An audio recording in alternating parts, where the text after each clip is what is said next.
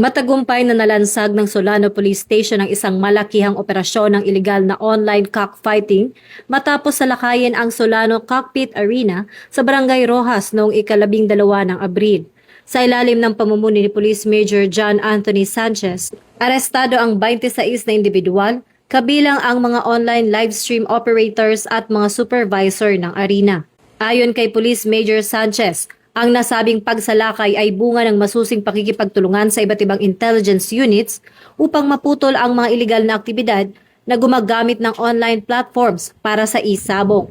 Na pinaniniwala ang may koneksyon din sa mga operasyong nauna ng sinalakay sa Abulag, Cagayan.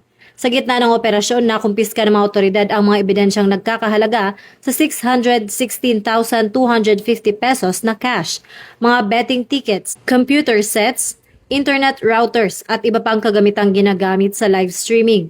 Ang mga sospek ay kasalukuyang nasa kustudiya ng pulisya at nakatakdang sampahan ng mga kasong paglabag sa Presidential Decree 1602 at Cybercrime Prevention Act of 2012.